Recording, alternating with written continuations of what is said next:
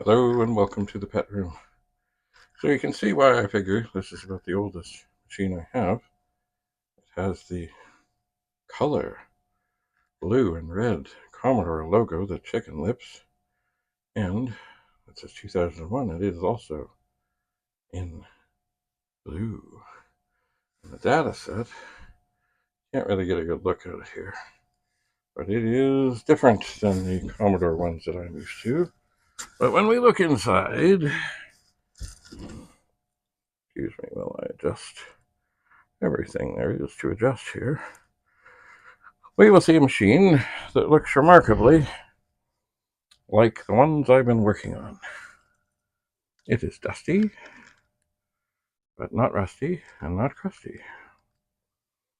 And it has the data set plugged in here, power's here, keyboard there, monitor is that wire.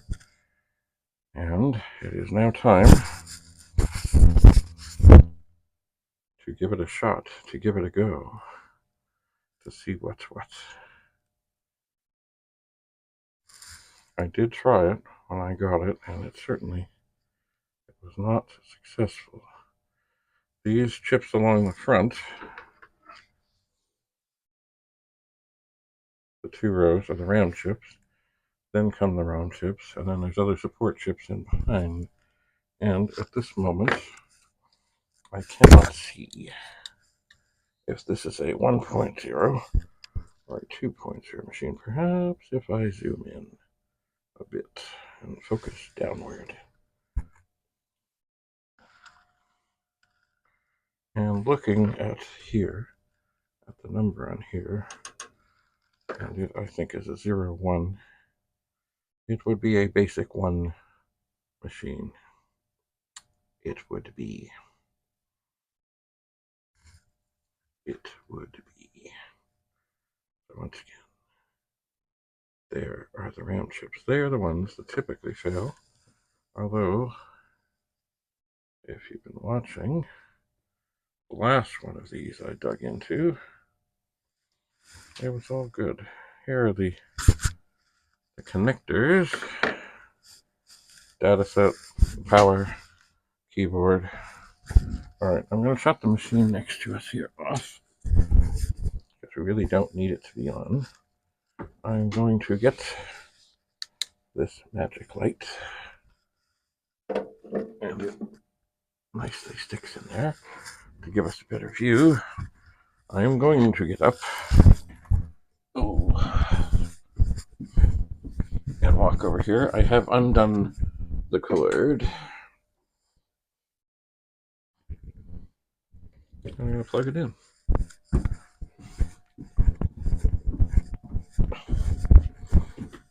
And gently move this over and back it out a bit so you can see the whole thing. And there's the chip holder. I want to tweak this over a little bit, and I'm going to turn it on. Okay, I heard the data set run. That's a good sign. Oh. But on the screen, let's see the magic. It is wonky. It is indeed. And what could that be? Well, my gut tells me, as always, that RAM is probably what's going on here. Probably.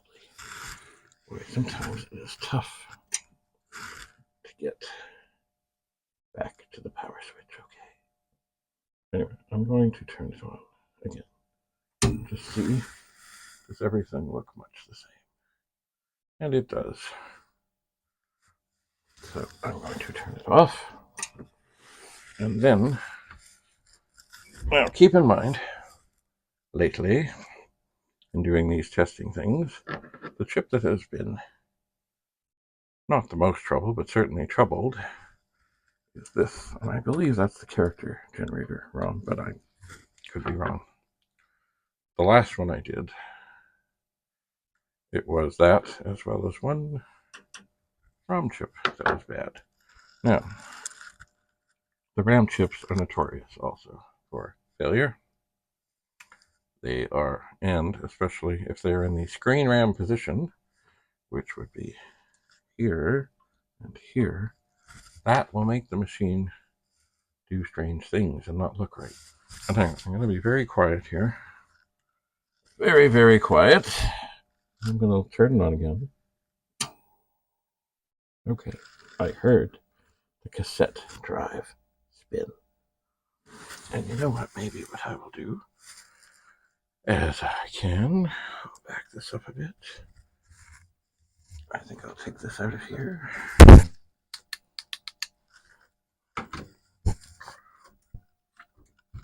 And I'm going to move this a little bit forward so it will actually go down nice. I will put this down, down, down, down, down. And I will, oh, there is no eject button. Here, this is the vintage cassette drive. There is no eject. You just pick it up, put it down. It says stop, play, rewind, record. So what happens if I press rewind? Nothing. What happens if I press fast forward? Nothing. So I can see it. Let me see. Nope. Nope, not spinning. Not spinning. But yet it does make the noise. So this tells me, possibly, maybe, that the belt is not happening. The display on the screen is the same as it was. And you know what I'm going to do? I'm going to take a microphone off. I'm going to put it right there. I'm going to reach behind, if I can, turn this machine off, and turn it on, and we should be able to hear the motor spin. Indeed, we hear the motor on the dataset spin. That's a good sign, but still, it's quite possible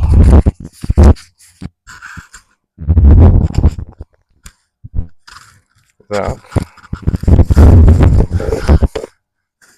there may be a broken belt. This is certainly a different machine than what I have, dear me, looked at before. It is indeed. I have not ever worked or examined this model dataset. So that is why I think, well, this may not be one of the earliest, but certainly this dataset is mighty early. It is. Ones that I saw mostly, and I started off in school with, were like this. Right there. And then they came out in white with a counter. And then, you know, there were various gyrations of them. Anyway, so here we are. An old pet.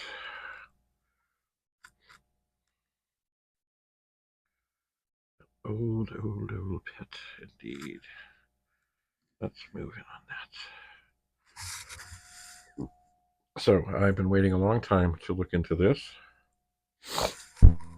Excuse me. And I think the time is now. Right now. Well, not right now.